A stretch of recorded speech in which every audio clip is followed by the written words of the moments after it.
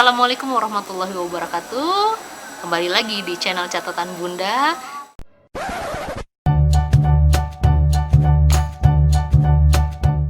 Video ini dipersembahkan oleh mamturu.com, produk bermutu adanya di Mamturu. Kali ini settingannya di luar, jadi kalau misalkan terdengar suara ngaji, yaitu asalnya dari masjid karena memang lagi mau persiapan sholat Jumat ya. Semoga ini jadi Jumat barokah buat kita semua. Nah, di sesi celoteh Bunda kali ini saya mau berbagi cerita. Di catatanbunda.com itu saya pernah bercerita tentang umroh ketika hamil, dan ternyata banyak juga loh ibu hamil yang semangat mau pergi umroh. Jadi banyak bertanya-tanya, banyak minta saya sharing pengalaman lebih dari yang sekedar saya ceritakan di catatan Bunda. Oke, nah seperti biasa saya merangkum pertanyaan-pertanyaan yang pernah atau sering diajukan oleh bunda-bunda sekalian, ya karena berhubung yang banyak yang nanya bunda-bunda ya gitu. Oke, umroh saat hamil. Yang pertama kali mereka tanyakan itu adalah suntik meningitis. Apa suntik meningitis itu? Meningitis itu salah satu virus yang bisa terjangkit untuk kita, sehingga itu jadi salah satu kewajiban orang yang mau pergi untuk suntik ya. Kapan suntik itu dibutuhkan? Biasanya ketika kita mau dapat buku ini, buku kuning. Ini International Certificate of Vaccination or Prophylaxis. Jadi ya seperti ini. Jadi ketika kita sudah suntik, nanti ada stikernya nih, kayak gini. Ini menandakan bahwa kita sudah suntik meningitis. Nah, apa hubungannya dengan ibu hamil? Jadi, suntik meningitis itu tidak dibolehkan, tidak disarankan untuk ibu hamil. Karena dengan suntik meningitis, maka akan merusak janin, itu efeknya. Jadi banyak yang penasaran, waktu saya umroh, itu gimana? Suntik meningitis atau enggak? Kan hamil.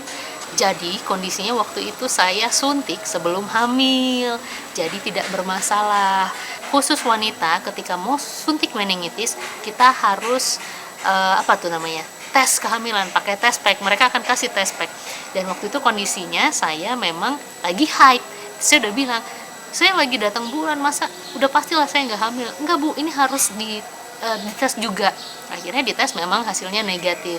Jadi seperti itu, khusus wanita akan dites kehamilan terlebih dahulu baru mendapatkan suntik meningitis.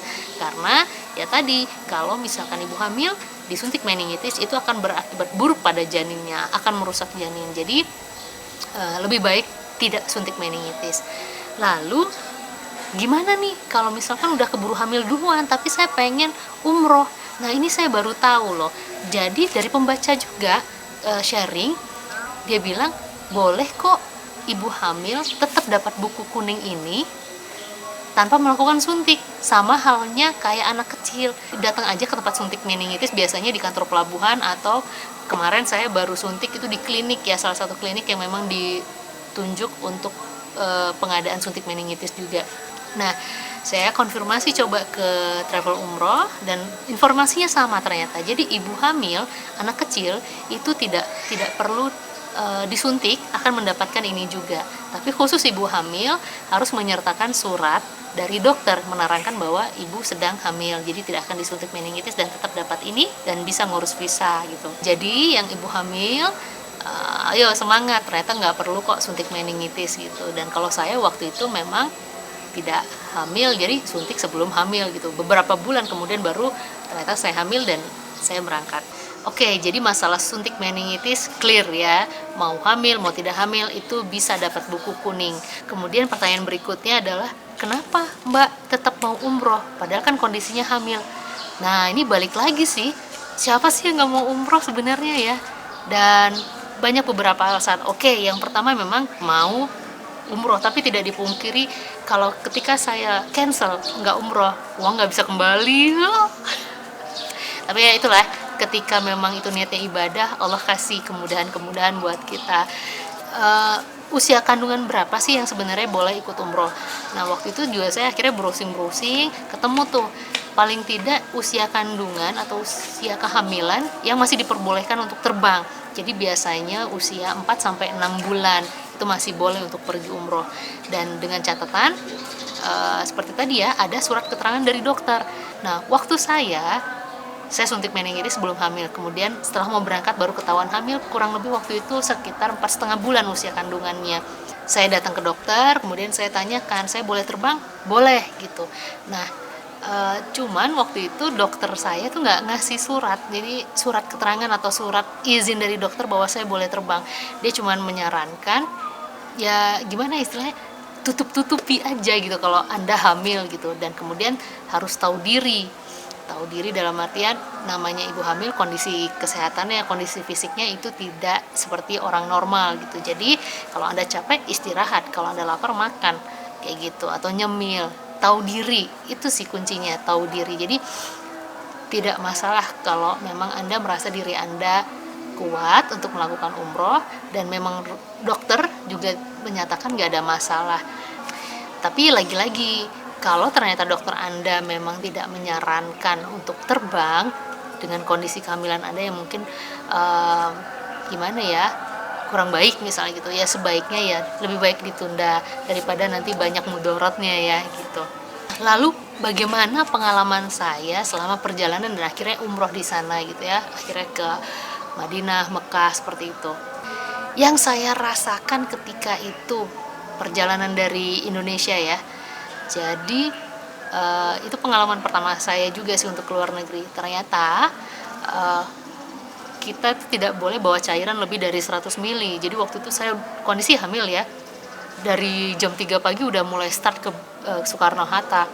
Terus saya udah bawa bekal minum, bawa roti, dan ternyata si minuman itu nggak boleh bawa masuk. Akhirnya di luar saya minum banyak-banyak, dan nunggu waktu keberangkatan, kita nggak ada minum nih.